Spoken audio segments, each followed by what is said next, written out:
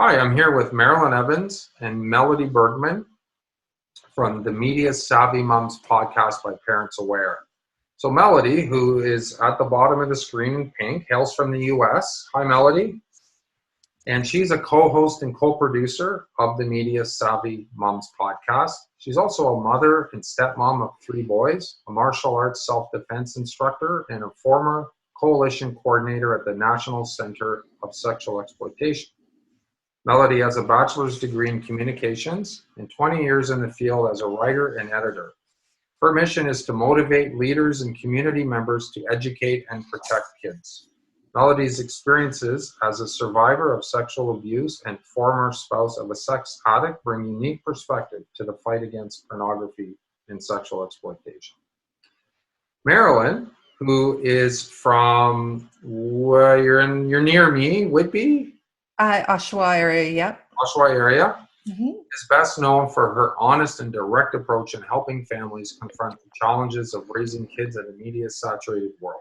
She's the founder and CEO of Parents Aware, an online resource aimed at helping parents have healthy conversation with their kids about pornography, sex, and intimacy. Marilyn earned her degree in family, home, and social science and continues to sharpen her skills with continued research and through the real-life experience of raising 5 sons. Listen weekly to hear Marilyn share her most recent contemplations on the Media Savvy Moms podcast. So guys, I'm just going to throw up the website for our viewers of the Media Savvy Moms podcast. So we can see some of the titles. These are titles of podcasts, or are these blog articles? These are the podcasts, right? These are the podcasts, yeah. Well, talking to my kids about porn ruin their childhood innocence. Great question. The strength of dads in the fight against porn. When should I talk to my kids about porn? Female addiction, ending the shame for girls. How do I deal with online safety? What teens want to know? Boy, that guy looks hungry. How do I address racism in the media? Finding endurance to overcome pornography. Help, my kid is looking at pornography. So there's a great range of topics just to give viewers an idea. I was on their show back in July or late June, somewhere early July. We had a great time talking about how do I know if my teen or child is developing an addiction to pornography or a problem with it. And we had a great chat about that. So I encourage everyone viewing this to drop by the website, leave some encouraging comments for these gals, and listen through some of these podcasts. They're pretty short. I think most of them are about half an hour.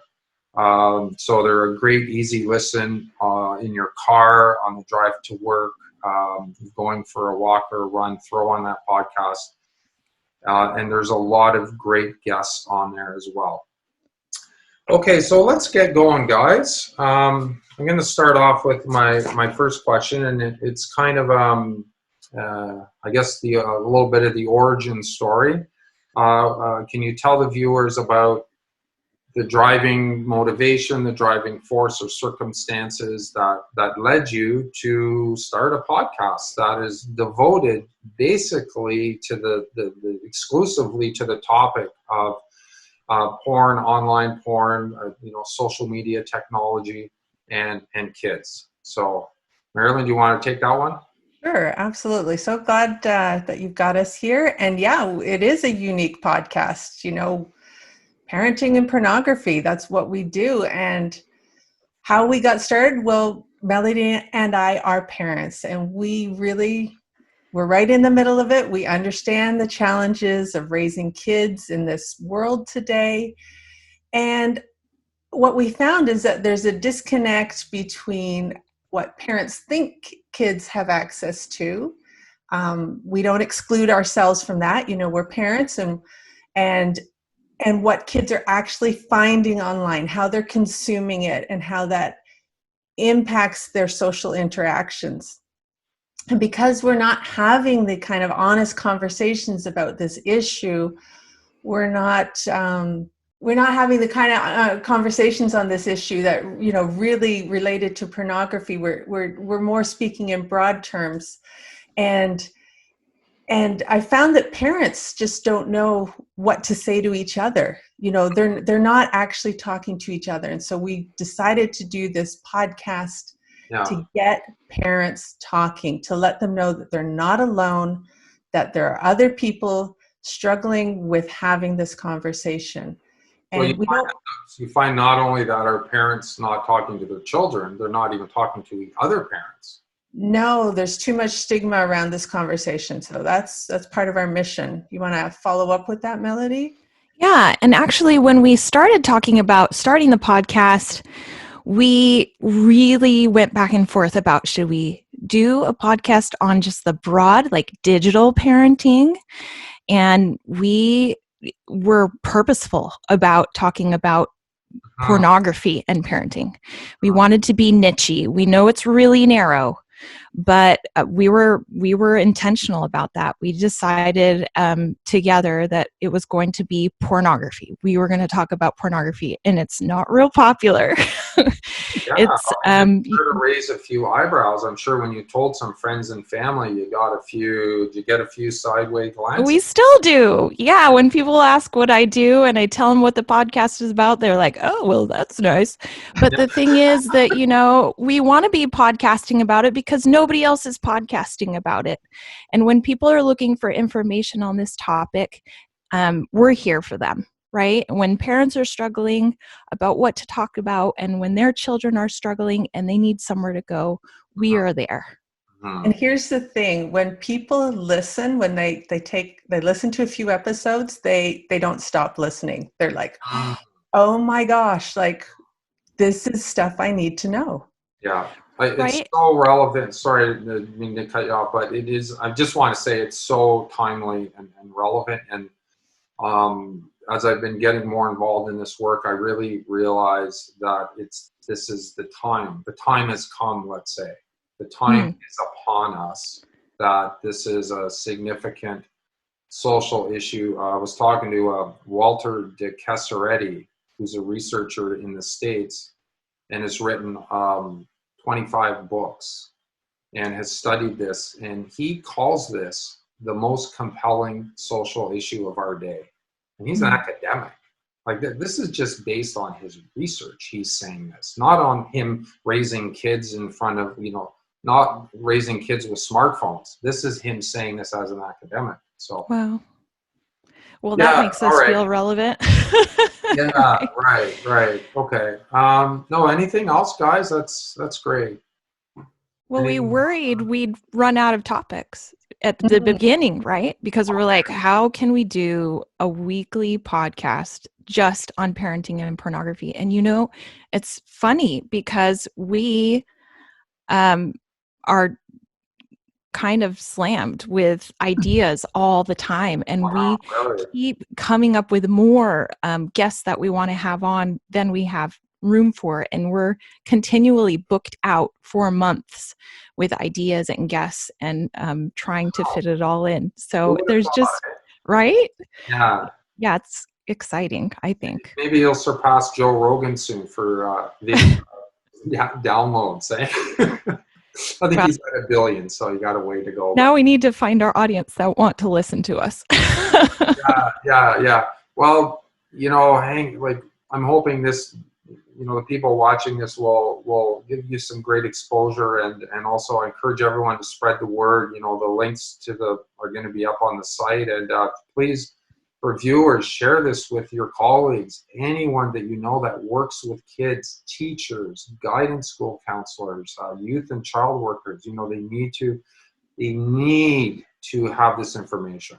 You know, I don't think this is an option, and this should be a part of the curriculum of anyone going through school right now, for child and youth worker or anything like that, where you're on the front lines with kids. So I'm hoping that could be a reality that we see in the next 5 or 10 years, is that this is just, you know, it's just part of the curriculum now that everyone learns in their training. So since you started the podcast, maybe Melody, I'll let you take this one. Is there anything that sort of shocked, concerned, surprised you? Do you have any like, wow, like you got to be kidding me moments, or are you unshockable now? Well, it's kind of a trick question because Marilyn and I, between the two of us, we've been in this work for more than 10 years. And so it's hard to, we're a little bit, I don't want to say calloused, we're jaded a little bit because Well, we've they're not, seen, not naive anymore at all. That's it. right. And we've seen a lot of dark, scary things. And so we know it's out there.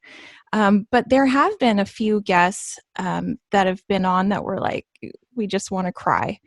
But the thing is that we try to keep our podcast really light so that it's not so, dark and scary. And I mean, we're talking to parents and we want them to feel hopeful. And so there's not really a whole lot of that on our podcast. Some of it we come across when we're just, we're chatting with our guests or when we're going to these conferences and those sorts of things. But when we started, we knew, but one thing that popped up to me when I saw this question, a great analogy that one of our guests used recently was Rosie McKinney. She's author of Fight for Love.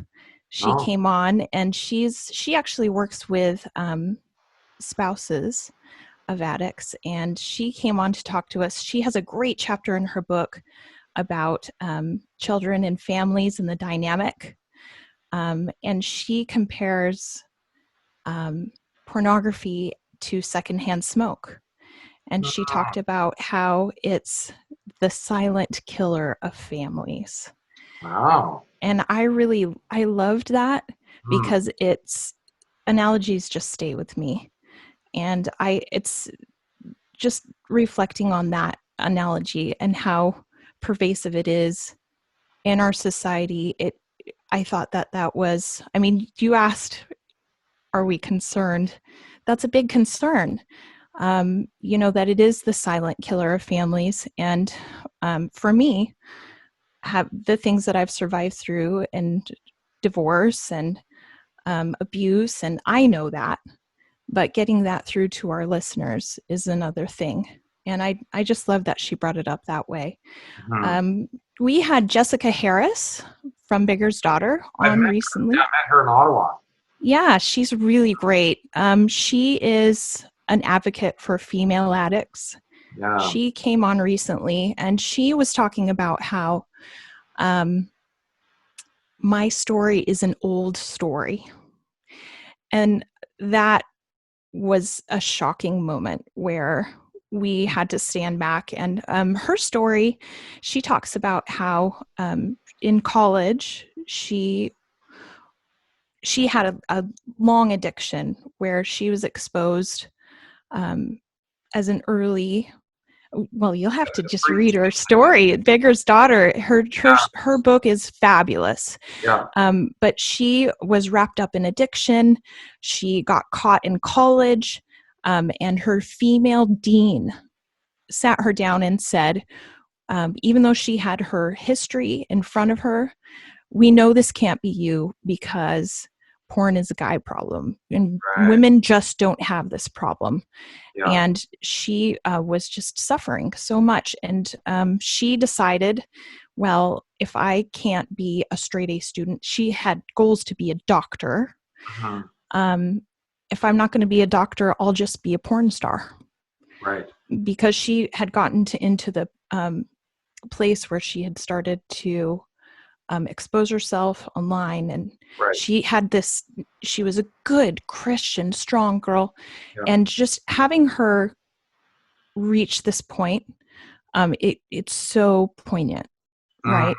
But for her to come on the show and tell us my story is an old story, that was like knife to the heart moment.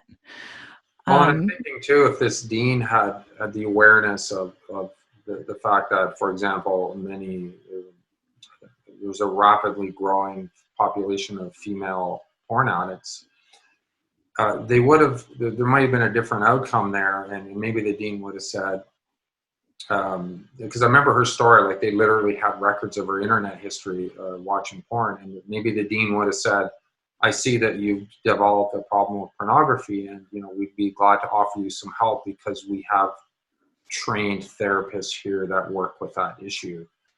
How might have things gone different for her then, right? Right. So when you ask about shocked, surprised, concerned moments, that was definitely a moment that stands out. Yeah. It goes back to what you've said, that we're not getting the people trained that need to be trained on these issues. And one of the other things that stood out to me was we did 2 episodes on Pornhub. One was Melodie and I talking from a parent's perspective, and then we had Lila Micklethwait. I'm and interviewing her next week. Wonderful. Yeah, I can't wait to meet her. So one of the concerns we realized was that, okay, kids know what Pornhub is, but the adults in their life are not as aware of what kids have access to through Pornhub. Especially if they don't watch porn. Like, why would you go on Pornhub if you don't, right? Yeah, the concerned adults in their life, their mothers or grandmothers, their fathers, they may have seen pornography. They may have had access to pornography. They may have gone through their own phase of using pornography, but they do not recognize what kids have access to today. Yeah. And so there's that, and I guess the intersecting of exploitation. Those are things that, you don't know what you don't know until you know it. And as Melodie and I are doing this podcast and continually talking and learning, we're realizing that it's not just pornography. And we had you on as a guest, and we talked about how the adolescent brain is so vulnerable to these things. And so maybe they're not shocking to us, but what's shocking is how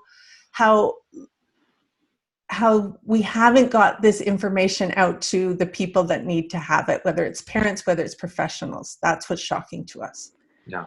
Well, and Marilyn, actually, Lila Micklethwait was the 3rd person on my list of shocking moments and concerned moments, because when she started talking to us about what the content that actually is on Pornhub, because the title of the episode with Lila was Pornhub equals trafficking hub. And when she started talking about the age of the girls that are being trafficked on that site and the kind of content that is on that site, that was a shock and awe, like horrible, awful moment. Yeah. And we pulled a clip from Lila's interview and put it up on our YouTube channel, just a 60-second clip about why it's trafficking and how horrible it is, just to give a taste. So that was an aha moment. I'm so glad you're having Lila on. Yeah, I'm looking forward to talking to her about the petition she launched. I think we're at 1.7 million signatures now, and it's it really isn't. This isn't some kind of moral, religious, political thing. It's human trafficking and child abuse is illegal, and you are profiting from this. You must be accountable. That's it. You must be held accountable for your actions, period. And so, I keep thinking of the quote, for evil to triumph, all that is required is for good men and women to do nothing. So if we do nothing, it will continue. And I'm curious to where this is going to go, because until I think, not to get sidetracked here, but until there's massive legal action taken against them, they're not going to do anything. So I think it's going to be, we're looking at a years-long legal battle, because they're a multi-billion-dollar corporation, and they're going to lawyer up, and they'll be happy to go to court and tie it up in court for years. And it's not a sidetrack, Paul, because this is where we're at. This is where we live.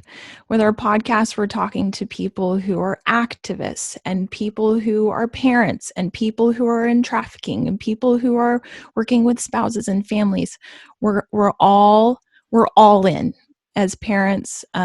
We're in all. We have our fingers in all of these things because the fact of the matter is, it's all related. It's all related. Sure. Yes. Okay, let's go on to the next one. What are the primary risks kids and teens face in today's tech-driven, app-driven, social media-driven, technology-driven culture? Well, there's a lot of risks that they face, and maybe I'll let Melodie talk about some of those, but one of our primary concerns is connection. So making mistakes is a natural part of growing up. That's part of being human. Yeah. And as a parent, what I want most for my kids is for them to learn how to build healthy relationships and to have people in their life that they can connect with deeply. And whether that's family, friends, or, future intimate partners, that's what my hopes and dreams for my kids is. And with technology, it's just designed to attract and take center stage. And we're not opposed to technology, but we have to work so much harder with technology in our lives to put ourselves out there in real life, to be vulnerable and to take chances, maybe to allow ourselves to be embarrassed, like at times when we're trying to refine our social skills. That's part of being that awkward tween and teen and asking someone out for the first time. But so how that relates to our podcast, well, pornography amplifies that disconnection like a gazillion times. And, if we're, as a society, connecting with our devices and our teens are seeing that they can connect sexually through their devices, and they start to see other human beings as sexual objects to consume. We lose sight of what a crush is and what love is and what intimacy is. And I just actually listened to a young adult talk about his experience in high school, and he wishes that he could go back and he could learn a different way, have learned a different way to interact with girls, because it was all about sexting. It was all about he said he wasn't actually that involved with pornography per se, but sexting was how he communicated with girls. And he looks back and he's like, I was horrible. That wasn't who I wanted to be, but he didn't know another way. And so we're missing that. That to me is a huge risk of our world consumed by technology. Yeah. Well said. To sum that up, we're replacing normal human relational connection with some kind of techno-driven pseudo. It's not even connection. It's like a pseudo. It's like a pseudo connection, or a sexualized, I don't know, like why are we skipping the emotion and the social skills and we're jumping right to the quick thrill of the sexual excitement, I guess, right? I don't know, like I think about this all the time, and what does this mean? And I'm still trying to figure out what this is going to mean for our culture, because we haven't seen yet, like, there'll be studies done in maybe 10 or 20 years that'll actually give us the answers. But I think it's going to result in people, mostly young teens and young men, growing up with very stunted, very limited relational skills. I think that's what's going to happen. Right, because when we're isolated to communicating only with technology, we eliminate things like body language and face-to-face interaction, things like the nuances of looking each other in the eye and facial expressions and things that you can't achieve with an emoji or a text message or a sext, right? Those things are going to be missing. And another huge thing that is a risk for kids is this idea of using technology as a pacifier, which is not just for young kids, it's for all, for all of us. But kids and teens are learning, because they're coming up in this generation, that when we have an emotional need, like we're lonely or we are sad or we're stressed, or it's the new comfort eating, right? We go to our cell phone, we go to social media, we go and scroll endlessly. These are big risks for kids and teens today. The glass generation that's being raised right now, that's what they grew up with. That's what they know. That, when the toddler is screaming in the shopping cart, hand them the tablet. It's just what they've come up with, and they don't know to hush and calm and sit and be bored. That's an okay thing to do. That there are huge risks with that, not learning to make the neural connections of learning how to self-comfort, or how to find other ways to deal with loneliness or sadness or dealing with stress. We've talked to clinicians and others on the show talking about these things and how it's a big risk of the tech-driven culture that we live in. Well, and you were both talking there. I just had this thought that what's happened is we've so in counseling we have this term called co-regulation. So it has to do with attachment. So as a baby has zero ability to regulate its emotions. So when it's upset, it relies on a caregiver, to pick it up, change its diaper, talk to it, clean it, nurture it, feed it, right? And then as it gets older, say it's a child, the parent, if they have a good parent, teaches them to identify what they're feeling. Are you upset? Are you sad? Are you hurt? Do you need a hug? Right? And so the parent is the co-regulator. And then as they become teenagers and adults, hopefully they self-regulate. So you have emotionally balanced, self-regulating people. But this is becoming the co-regulator of our generation. So what you just said, Melody, but I'm just putting it in like more clinical language, but when we're bored, scream. We're stressed, scream. We're angry, scream. We're feeling curious, scream. We're sexual, scream. So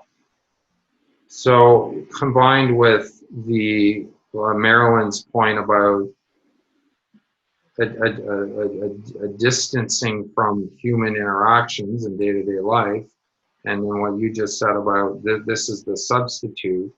So we have a generation growing up of being co-regulated by their black rectangles.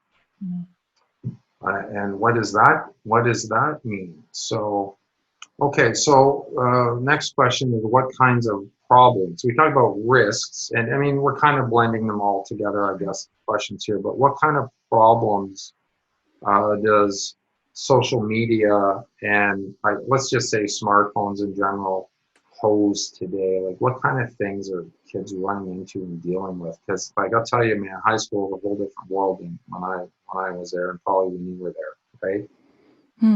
So who wants to tackle that one? You can go ahead, Melody. Start with that. Okay. Well, social media is so broad, right?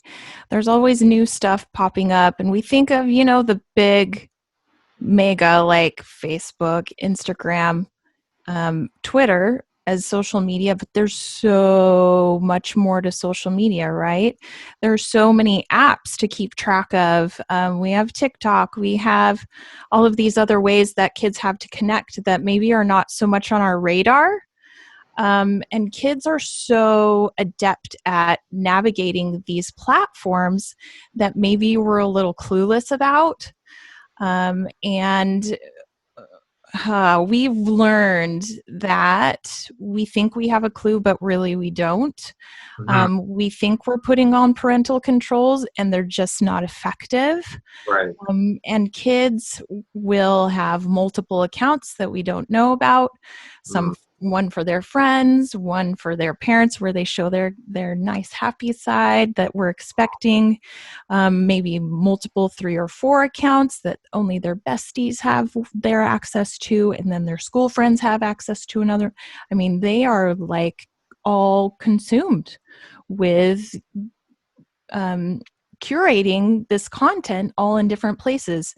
I would say a big issue for teens today is feeling like they have to maintain this this area of their life that we never even had to consider when they were their age. It's burdensome to them. They're exhausted from it. Exactly where I was going to go. Yeah, it's really hard, and having attended some school presentations where we've talked about social media, it's really stressful for them. Yeah.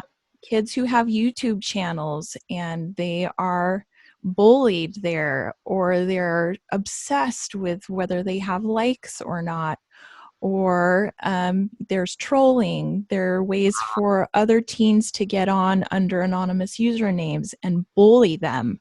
And then it gets around to the whole high school or middle school because everybody's on there and everybody saw it.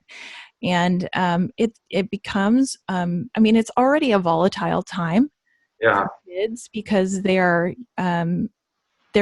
teens or tweens, and they're developing, and they're hormonal, and they're kids. And so I was talking actually to a school officer who was telling us how he has observed the mood swings of kids based on their social media use, that he will see girls in the lunchroom not eating, Wow. and come up to them and, hey, what's up? Oh, my YouTube, blah blah blah. Right. I'm really, we're seeing eating problems, we're seeing suicide problems, we're seeing Snapchat suicide is a real term. What's that? It's a trend based on basically cyberbullying on Snapchat. It's not enough I had an experience with a parent that I know personally where his son stood up for a kid who was being bullied in his high school. And in retaliation, the bully hunted him down in his neighborhood. And it wasn't enough for him just to come with his thugs and beat him up. They got it on camera and they posted it on Snapchat. So everybody could see him beating him up. Yeah. So he doesn't just get beat up once. He gets beat up repeatedly, right? And then it's deleted so nobody can see it because it's Snapchat. Yeah. So, but his girlfriend was there and she recorded it also. See, here's the thing. Kids don't just do dumb things once. They do it on camera and they're tortured for it. Yeah. Because of social media. And then there are likes, and then there are comments, and then there are, right? So what we did could pass in the wind. Yeah, a couple of weeks and everyone forgets about it and it's on to the next drama, right? Right. But what they do, everybody whips out their cameras. Yeah. It takes a picture of and comments for the whole world to see. And they have a digital footprint to keep track of. Right. And they have to worry about their colleges picking up on it later, right? Yeah. It's really stressful for them. And so social media has introduced this whole aspect for our kids of their life to keep track of that's so stressful. So from their perspective, right? And for us as parents to try and police it is really stressful too, because we're trying to figure all of this out. Yeah. And kids, if we build a barrier there and make it us against them, we're never going to get there. We've got to be a team, Yeah. you know, knowing they're feeling stressed, relating to them. And yeah, Marilyn, did you? Yeah, I was just going to say our strategy at Parents Aware, because we try not to dwell too much in the problems. I mean, we have to acknowledge these problems, and they are real. One of our guests, her name is Vonna Davis, she's talked about the 3 C's. We're worried about connection, we're worried about our kids' conduct, and we're worried about connection, conduct, and I've forgotten the third. I'm drawing a complete blank. We'll have to go listen to the Vonna Davis podcast, right? Yes, you will. It's a cliffhanger. But,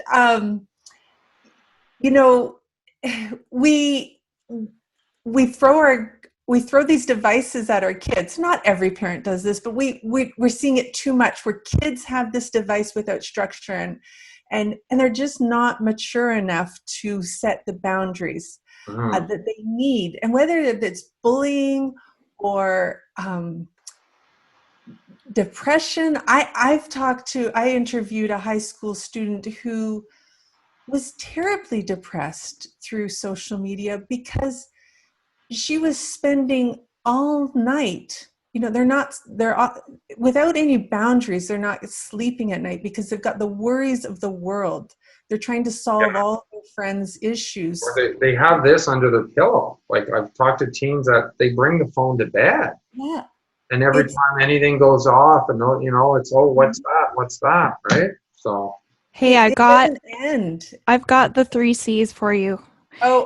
And if you want to look up this podcast, it's kids, screens, emotions, and mom guilt. And the big 3, yeah, it's a great one. The big 3 are content, contact, and conduct. That's like, we don't want predators coming in, but we're also worried about our kids' conduct or the content they see. All of these are risks on social media. And so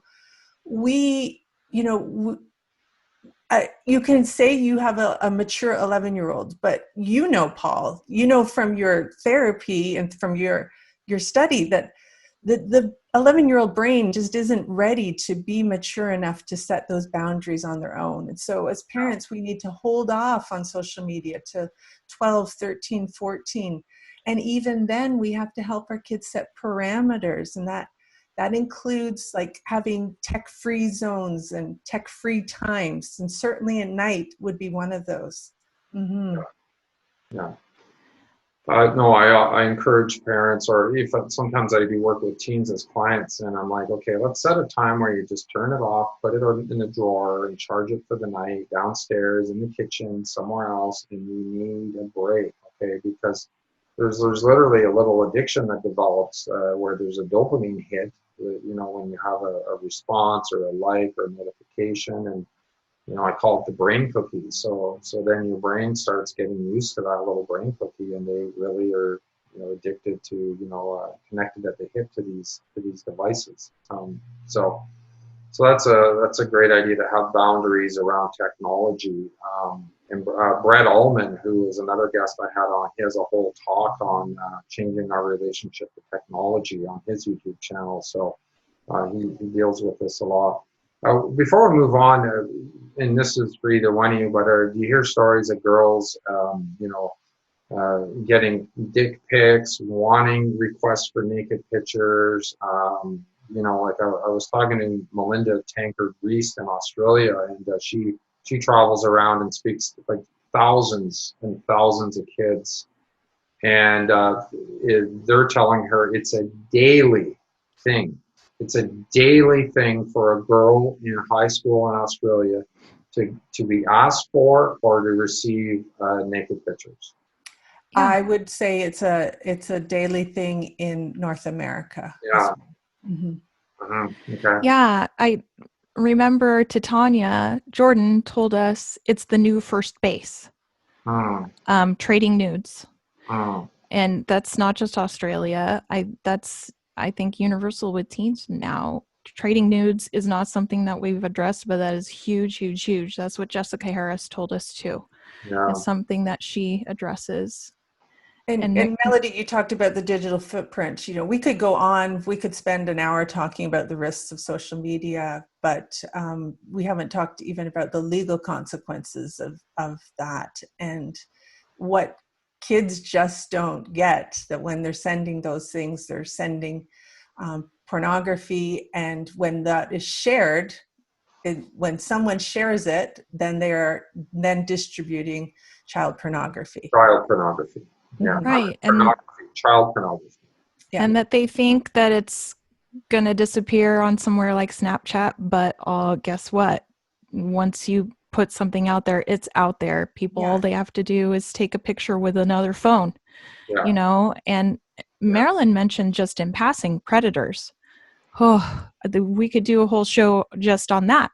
This is predators. We used to teach our kids to be careful on the playground. Guess what? Online is the new playground. That's where the predators are, because that's where the kids are. So that's another huge, huge, huge risk and huge topic. And we're recording this during COVID, and the increase of instances has multiplied since we are spending more time in our home and on our devices. Brett Ullman, who I mentioned, has a link on his website of the 35-year-old mother that went online as an 11-year-old. Good. Yeah, and so she literally photoshopped her face to look younger and then put that as her profile picture. And when she went on, so she opened an Instagram account, and I think it was, might be slightly off on the time, but I think within 2 hours, she had like 92 direct messages in her box from guys. Right. They had the stopwatch, and it was something like 10 seconds. She had a predator. Yeah. Oh, yeah. We shared it all over the place. Yeah. And we highly recommend that parents watch that. So some of those, not all, but some of those are sexual predators. And I was talking to Megan Donovan, who's a researcher in Sweden, but she's a Canadian. And there's companies that they're recruiters. And what they basically do, their job is to troll through Instagram and other sites and groom women into, there's different ways that can go. It could be modeling, blogging of all things. Hey, do you want to be a blogger of all things? Then modeling, then it's let's take the clothes off, then it's porn. So a lot of times it's not, people need to understand, it's not, hey, you're cute, do you want to be in a porn movie? Like, it doesn't usually happen like that. It's a few different variations of steps. That's a gradual process of bringing them into that. And there's also, have you ever heard of the site OnlyFans? Or Fans Only? I read about that the other day, where girls are selling their nude pictures and making money from it. Yeah. So right, easy money, and they're selling nudes of themselves. It's really, really sad. Yeah. So what other? I'm actually just pulling up the. And it's an app. You just download it, and you can sell your nude pictures. But I would imagine it's like the casino. The house always wins. Right. So this is a short-term gain for a life of exploitation and distress. Yeah. So here's the site, guys. You guys see that? Oh. You guys see that? Yep. Yeah. So it's OnlyFans. So the way they get the girls is, why get likes when you can get paid? Mm-hmm. Likes don't pay you anything. But if you go on this site, and she may just do the lingerie modeling or the underwear. I don't know who this person is. Probably there's more. And so what happens is millions of people come to this site, probably all men, and check it out. And if they like someone, they pay. They pay. Mm-hmm. So Emily Hill, VIP, if that's even her real name, can monetize her self-objectification. I guess is a way of saying it. Hmm. Interesting, huh? Yeah. Yeah. Well, It's a real and concern, parents. We have to wake up to this reality. That It's was a new one even for me. Like that site, like I don't know if Megan told me about it or someone, maybe the Nicosi conference that came up or something. our So kids are being very targeted and they're creative. savvy. Yeah. Sorry, go ahead. Oh, I just said our kids are being targeted in ways that we cannot comprehend Yeah, online. very creative ways. Mm-hmm. Very creative, intentional, deliberate ways. Like there's companies that sit around with boards and directors and sales teams, and they're like, how do we make money? Money, money, money. How do we make money? Okay.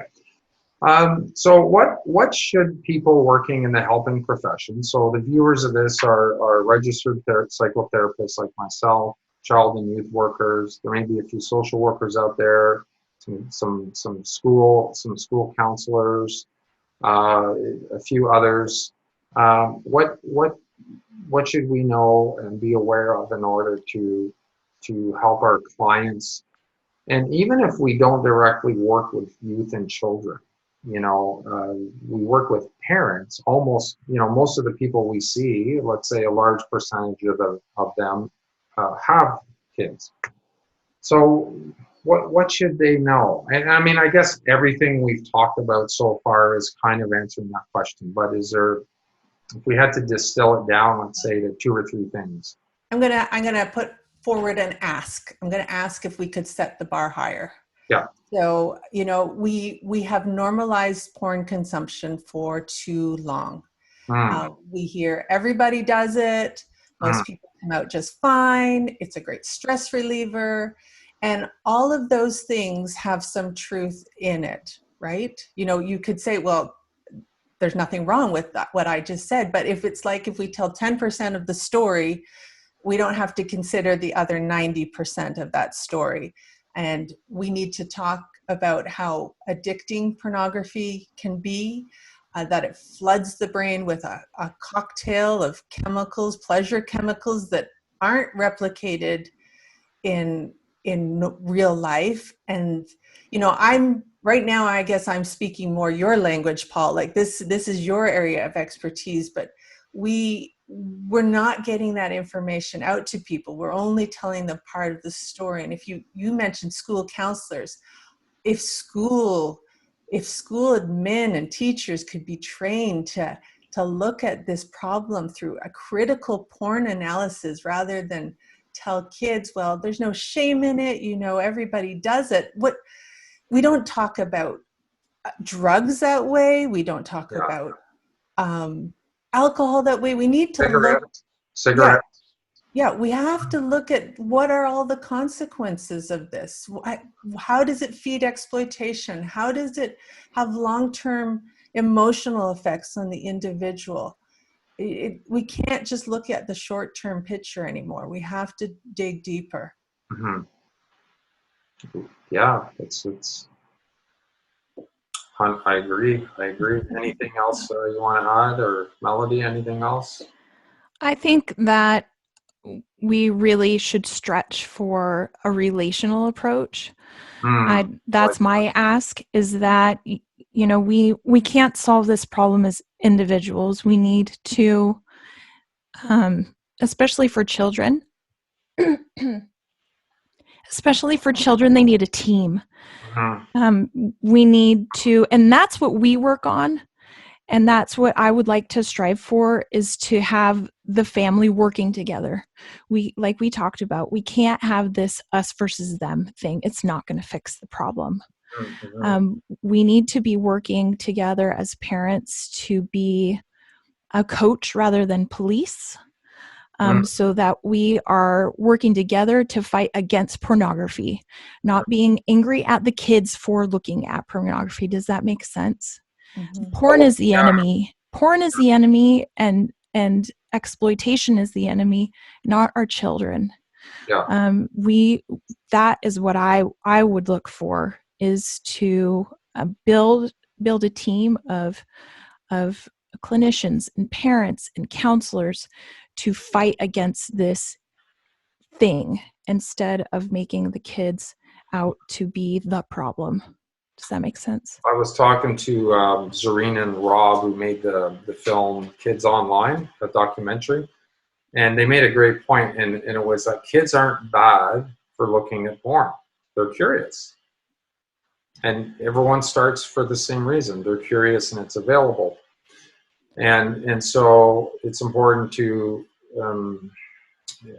have that coaching and supportive attitude, I think, when addressing this with children. And ideally, you're having these talks from a very young age. So it's just a very normal, natural conversation to be having around the house. But let's say you've never talked to your kid and you're hearing this for the first time and you're like, oh, I better go talk to him. And coming down in a heavy-handed, punitive, shaming way will be totally counterproductive. And I think it needs to be something like, hey, I raised 2 boys, and it was something like, hey, I know you guys have seen porn. You're going to see it. Here's what you need to think about. Here's what you need to watch for. Here's why it can be addictive. This is what it teaches you about women and relationships. And I want you to tell me if you ever have an issue or a problem or see something you don't like. I will never be angry at you for coming to me. It's very, very important. I've had my issues that I've overcome with it. I'm right there with you. You need to let me know, right? Yeah, I'm glad you brought that up. We can be vulnerable with our kids. We don't, when I say raise the bar, I'm not expecting our kids to be perfect, but I'm expecting that the information that they get is better. We always say that kids deserve fair warning and a fighting chance. If we don't give them the information, how do they know? They're going to do what comes naturally. And, those conversations at home are so, so important. But they need to be reinforced by the community that we live in. Yeah. Some of the myths that maybe are out there, I think you've mentioned a couple. I looked at porn and I was fine. Everyone does it. Anything else? It's a guy problem. It's a guy problem. Thank you. Yeah. That's a huge one. Yeah, please listen to Jessica Biggard. Jessica Harris. Sorry, Beggar's daughter, Jessica Harris. Beggar's daughter. Listen to that podcast, and I've heard her talk, and boy, it's quite it's an interesting and troubling story in some ways, and the fastest growing demographic of porn users are females age 18 to 25. Okay, yeah. So my daughter's fine. No, she's not. Or you may only think that your daughter needs to be concerned about being exploited. No, there's also a possibility that she could develop a compulsive behavior herself. Mm-hmm. I don't know what else. Let's be mythbusters. Well, that brings up not my kid, not my problem. Right. We see our kids, they're lovely, they're wonderful. They couldn't possibly have this problem. They couldn't possibly be struggling. When I say problem, it's not like I'm trying to, we're out to fix our kids, it's that they're hurting. They're really feeling the weight of this issue in their life. Right. And we need to recognize that they need us to reach out, as you said, love them no matter what. If we have that explosive reaction when we find out, because so often parents do, because we're not prepared for it, it's okay. We can go back and say, look, I did that wrong. We can start over again. I apologize. Yeah. This isn't your fault, but let's tackle it. Do-overs are allowed, right? There's a myth like, oh, I'm going to blow it. I've blown it. I can't go back. That's a myth that parents tell themselves. Guess what? We can have do-overs. So have courage, right? Yeah. So the opposite of that myth, not my kid, not my problem, is even good kids look at porn. Yeah. It's just, sorry, it's true. And it's okay. It's not the end all. We can move forward from that. Yeah. Okay, I've got another one. Okay. If I talk to my kids about porn, then they'll be curious and go seek it out. Yes. And the Mythbuster, the bust, how do we bust that one? Well, you talk to them about it and you ask them questions about it, like, and you realize that protective information doesn't lead to bigger problems. Protective information solves the bigger problems. Tell your story about the 11-year-old. Oh, yeah. So, doing research for an article, I interviewed some families who had been talking to kids about pornography from a young age. And I had the parents interview their kids, and one 11-year-old said, well, they asked if it was awkward and weird talking to mom about pornography. And he's like, no way. Like, it's like the difference between taking preparing for a test you've studied for and a pop quiz that you had no idea was coming. Obviously, you're going to do better on the test that you've studied for. I can tell you, in our own family, talking about these issues makes it so much better. But I had that, like, that was a myth that I had to get over myself. It was hard for me. And so I asked my older teens, I've got young adults and teens, and I said, would it ever make you look at pornography to have me talk to you about pornography? And my son looked me square in the face and said, Mom, it just doesn't work that way. Right. Well, I'm really glad you said that, because I think that is a major concern that people have. And the other answer I might give to that is, well, you have a choice. Let the porn industry talk to your kids about pornography and get them hooked on the product, or you talk to your kid about pornography. But either way, someone's talking to them. Well, we want to be the first best source of information. Yeah. So when they have questions, they'll come to us instead of going to Google it, right? Yeah. And, we don't think about drugs and alcohol this way.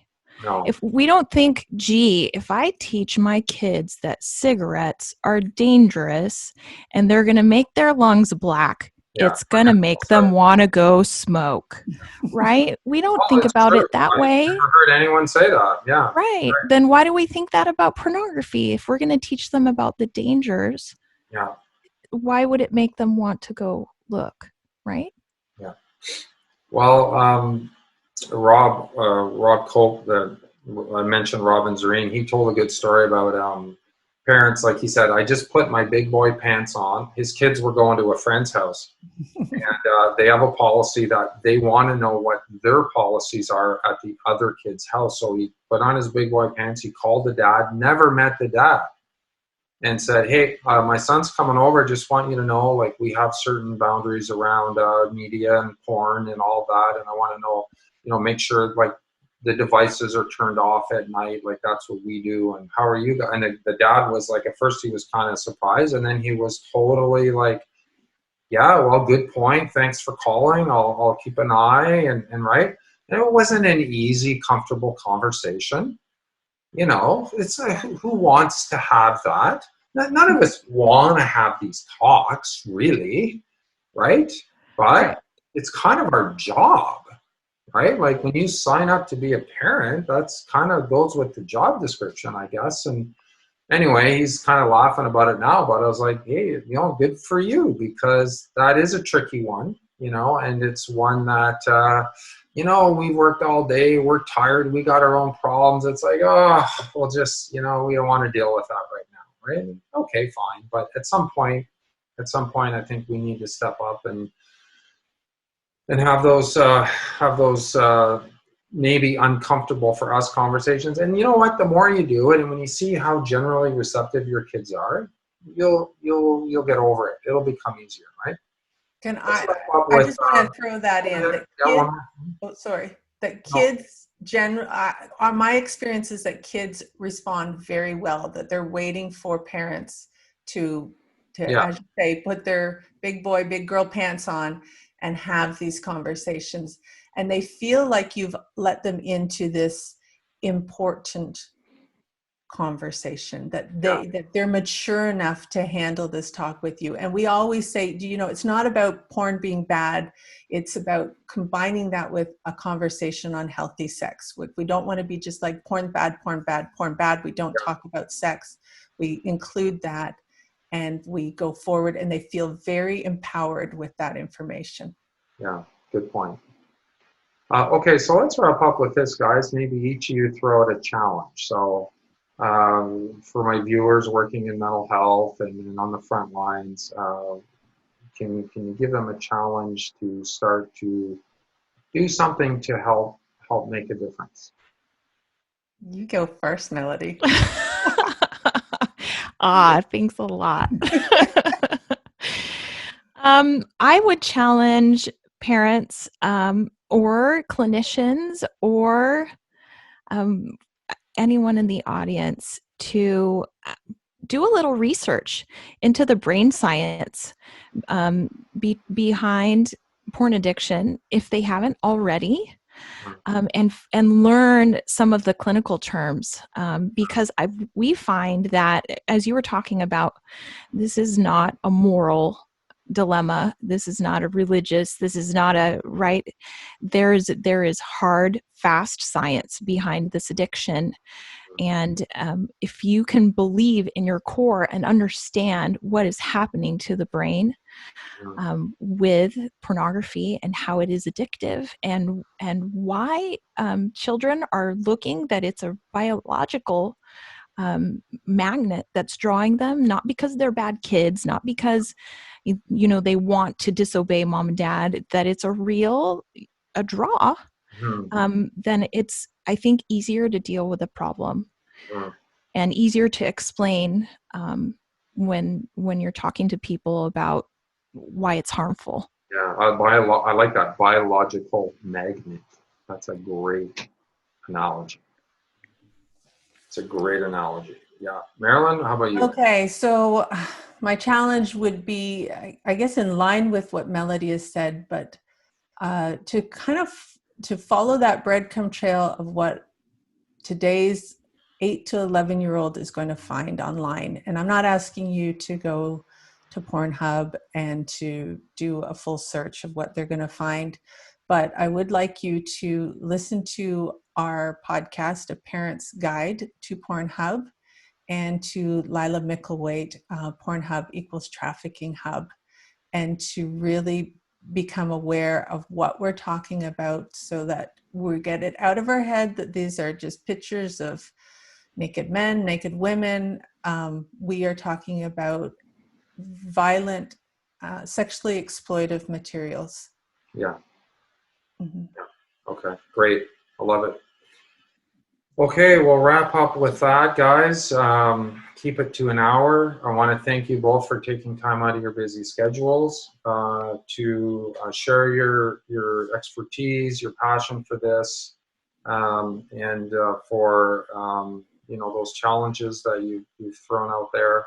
So again, everyone, media savvy moms, please check it out. Check out the podcast, like it, share it. Get the word out, and thanks again, guys, and we'll be in touch. Okay, we'll talk again. Thanks, Paul. Thank you, Paul. Bye.